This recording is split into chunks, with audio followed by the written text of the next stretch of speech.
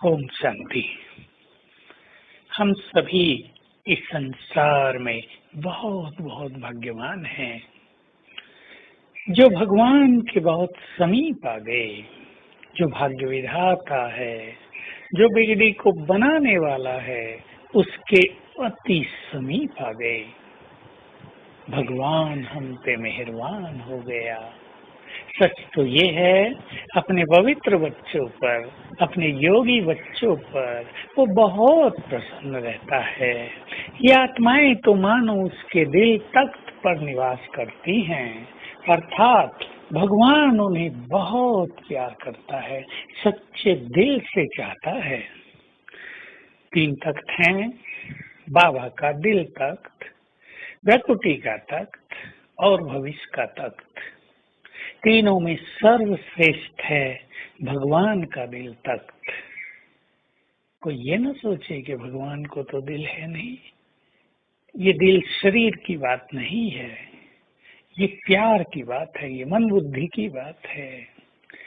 जो भगवान के दिल पर राज करते हैं वही विश्व पर भी राज करेंगे, और जो स्वयं पर राज करते हैं वे भगवान के दिल तख्त नसीन भी बन जाते हैं। सोचना है कौन सी आत्माएं भगवान के दिल तख्त नसीन बनती हैं, अर्थात उन्हें वो बहुत चाहता है। शिव बाबा उन्हें बहुत प्यार करता है, उनकी बहुत मदद करता है। उनके दुख वो देख नहीं सकता, उनको सदा योगी बनने की प्रेरणा देता रहता है, बल देता रहता है। ऐसी वे आत्माएं होंगी, पहला, जो बहुत पवित्र हों, जिन्होंने कर्मेंद्रियों को जीत लिया हो, क्योंकि भगवान को पवित्र आत्माओं की जरूरत है इस प्रकृति को पावन बनाने के लिए और इस सृष्टि पर सुख शांति का साम्राज्य स्थापित करने के लिए। कोई सोच सकता है वो स्वयं ही क्यों नहीं बना देता। इसका उत्तर है कि संपूर्ण प्रकृति से नाता आत्माओं का है। प्रकृति मनुष्यों की पालना के लिए है और मनुष्यों की स्थिति का प्रभाव संपूर्ण रूप से प्रकृति पर पड़ता है। हमें बाबा से ही पवित्रता के वाइब्रेशंस लेकर सारी प्रकृति को फैलाने हैं, देने हैं। तो इनडायरेक्टली ये बाबा ही करता है, लेकिन उसको हमारी जरूरत है ये वाइब्रेशंस फैलाने के लिए, क्योंकि प्रकृति से वो परे है। इसलिए प्रकृति डायरेक्ट उसके वाइब्रेशंस को तो रिसीव नहीं करेगी। फिर राज भी हमें लेना है तो स्थापित भी हमें ही करना है, मेहनत भी हमें करनी है। तो एक बहुत पवित्र आत्माएं उसके दिल तख्त नसीन है।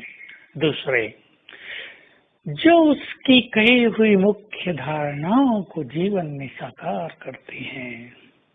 पहली, बहुत सुख देना सबको। दूसरी, सत्यता पर चलना। तीसरी, संपूर्ण निरहंकारी बनना, सरल चित्त बनना, यज्ञ में बहुत ही सुखदायी स्वरूप रख कर रहना।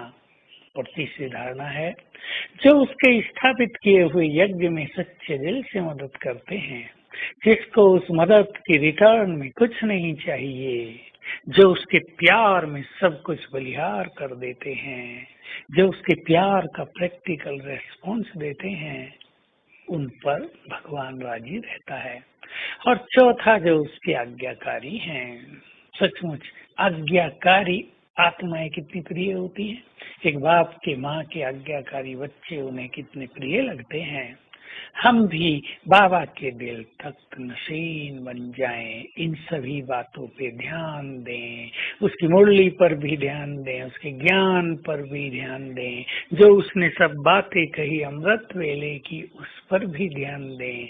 तो हम बाबा के दिल तख्त नशीन बनकर रहेंगे और ये हमारा सबसे बड़ा भाग्य होगा।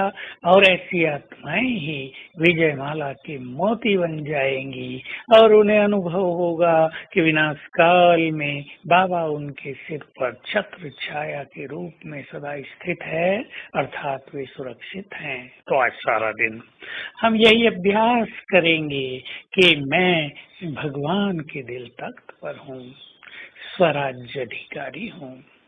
स्वयं को ब्रह्मकुटी सिंहासन पर विराजमान देखेंगे। मैं मालिक हूँ, तेजस्वी हूँ, बाबा को बहुत प्रिय हूँ और बाबा भी मुझे बहुत प्रिय है। ओम शांति।